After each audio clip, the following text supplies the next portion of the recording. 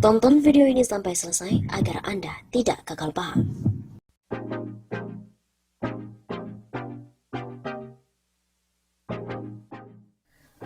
Mahkamah Konstitusi panggil Presiden Joko Widodo. Ada apakah?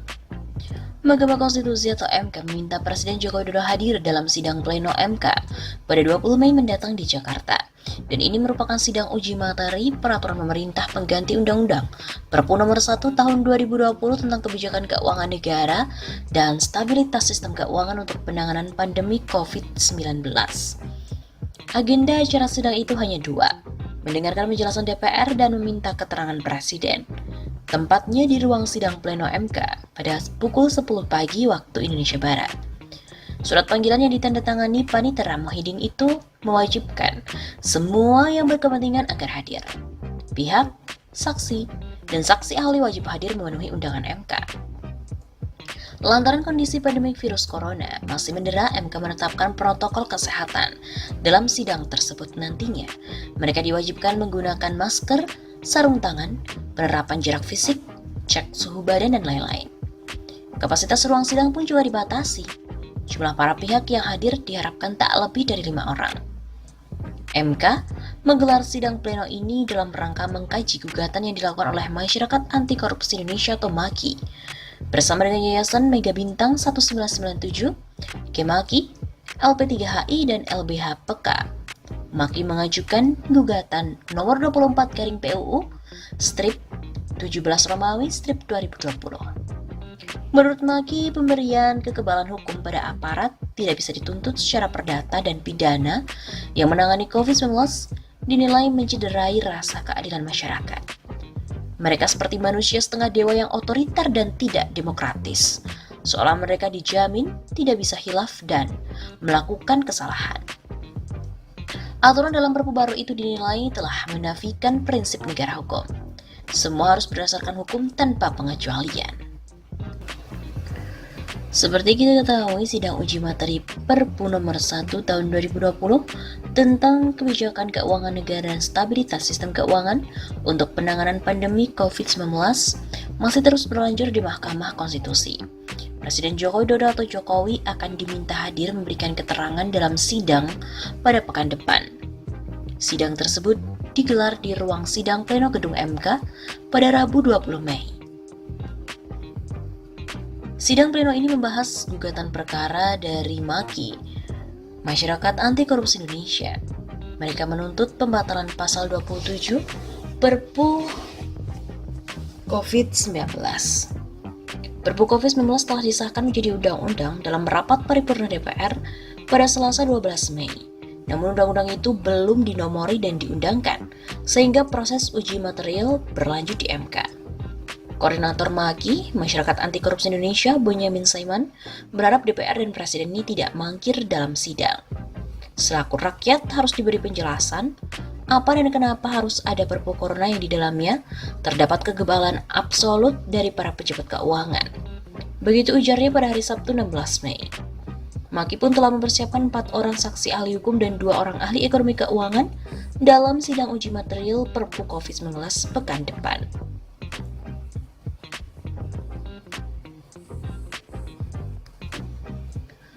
Dalam siaran pers MK, pada perkara nomor 24 yang diwakili oleh Bonyamin Saiman, menyebutkan bahwa ada kejanggalan pada norma, yaitu berupa sistematika yang tak lazim seperti tidak ada ketentuan umum dari aturan Perpu tersebut, dan langsung mengenai ruang lingkup. Dengan demikian, dirinya menilai bahwa norma ini hanya berguna dalam keadilan bagi pejabat dan tidak ada untuk rakyat. Sementara itu terkait dengan nasihat mahkamah pada persidangan yang lalu mengenai penerapan hukum darurat pada negara lain yang juga berdampak, Bonyamin pun mencontohkan negara Malaysia. Ia mendapati bahwa Malaysia tidak sampai membuat hukum darurat, hanya saja mengancam keberlakuan keadaan darurat militer. Malaysia hanya mengancam darurat militer dan tidak membuat situasi darurat tentang keuangan. Adapun untuk perkara nomor 23, pemohon yakni Sirajuddin Syamsuddin, kemudian Sri Edi Swasono, dan Amin Rais. Sebagai informasi, memang ada 3 nomor perkara, 23, 24, dan 25 yang terdaftar di MK menggugat Perpu Corona. Gugatan pertama dilayangkan oleh MAKI dan kawan-kawan Gugatan kedua oleh Amin Rais dan kawan-kawan dan gugatan terakhir diajukan sendirian oleh Damai Hari Lubis.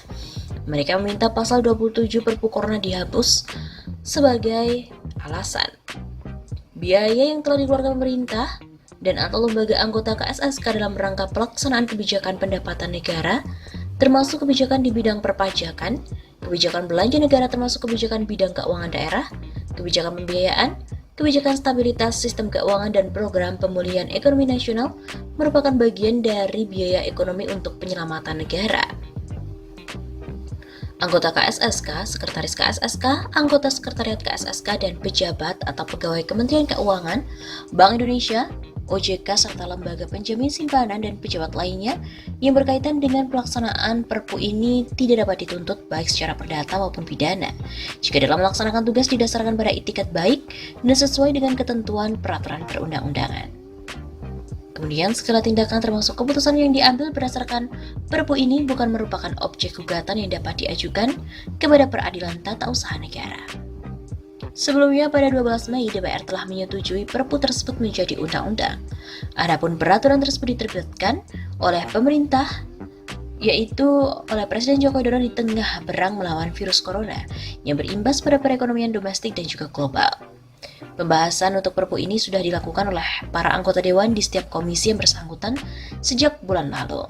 Dari pembahasan tersebut, 9 fraksi, ada 8 yang menyetujui dan 1 fraksi yang menolak, yaitu PKS.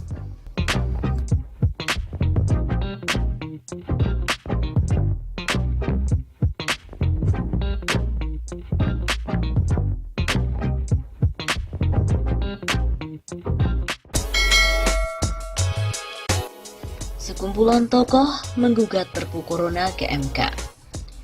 Perpu Corona kembali digugat ke Mahkamah Konstitusi. Sementara sebelumnya, hal itu diajukan oleh Masyarakat Anti Korupsi Indonesia atau MAKI dan kawan-kawan. Selanjutnya, saat ini pun diajukan oleh Amin Rais dan kawan-kawan. Sebagaimana dikutip dari website MK, pada hari Kamis 16 April kemarin, gugatan itu diajukan oleh 3 orang, yaitu Sirajuddin Syamsuddin atau Din Syamsuddin, Sri Edi Swaswono, dan juga Amin Rais. Mereka mengajukan pengujian material Peraturan Pemerintah Pengganti Undang-Undang Republik Indonesia atau Perpu RI Nomor 1 Tahun 2020 tentang Kebijakan Keuangan Negara dan Stabilitas Keuangan untuk Penanganan Pandemi Coronavirus COVID-19 dan atau dalam rangka menghadapi ancaman yang membahayakan perekonomian nasional dan atau stabilitas sistem keuangan terhadap Undang-Undang Dasar 1945. Lalu poin apa saja yang digugat? MK pun belum melansir lengkap permohonan mereka. Sebelumnya, MAKI juga pernah menggugat Perpu Corona, khususnya pada pasal 27 Perpu nomor 1 tahun 2020 yang berbunyi 1. Biaya yang telah dikeluarkan pemerintah dan atau lembaga anggota KSSK dalam rangka pelaksanaan kebijakan pendapatan negara termasuk kebijakan di bidang perpajakan, kebijakan belanja negara termasuk kebijakan di bidang keuangan daerah, kebijakan pembiayaan, kebijakan stabilitas sistem keuangan, dan program pemulihan ekonomi nasional merupakan bagian dari biaya ekonomi untuk penyelamatan perekonomian dari krisis dan bukan merupakan kerugian negara. Kemudian yang kedua, anggota KSSK, Sekretaris KSSK, anggota Sekretariat KSSK, dan pejabat atau pegawai Kementerian Keuangan, Bank Indonesia, Otoritas Jasa Keuangan, serta lembaga penjamin simpanan dan pejabat lainnya yang berkaitan dengan pelaksanaan peraturan pemerintah pengganti undang-undang ini tidak dapat dituntut baik secara perdata maupun pidana jika dalam melaksanakan tugas didasarkan pada itikat baik dan sesuai dengan ketentuan peraturan perundang-undangan. Kemudian, yang ketiga, segala tindakan termasuk keputusan yang diambil berdasarkan peraturan pemerintah pengganti undang-undang ini bukan merupakan objek gugatan yang dapat diajukan kepada Peradilan Tata Usaha Negara. Pasal 27 ini dinilai membolehkan orang-orang korupsi di masa yang saat ini krisis. Kata Koordinator MAKI Bonyamin Saiman, mereka tidak ingin terulang skandal BLBI dan juga Senturi. Dalil BLBI dan Senturi selalu disandarkan dengan istilah kebijakan yang tidak bisa dituntut meskipun telah merugikan keuangan negara.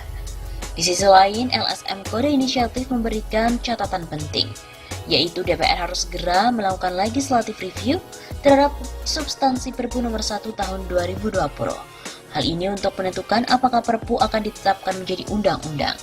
Ketentuan-ketentuan yang menyimpang dari konstitusi itu seyogyanya dibatalkan. Apabila DPR tetap menggugurkan Perpu nomor 1 tahun 2020, maka judicial review di Mahkamah Konstitusi dapat diambil sebagai jalan untuk menginvalidasi ketentuan-ketentuan yang melanggar Undang-Undang Dasar 1945. Begitu, kata Koordinator Bidang Konstitusi dan Ketatanegaraan, Konstitusi dan Demokrasi atau Kode Inisiatif, Viola Reininda.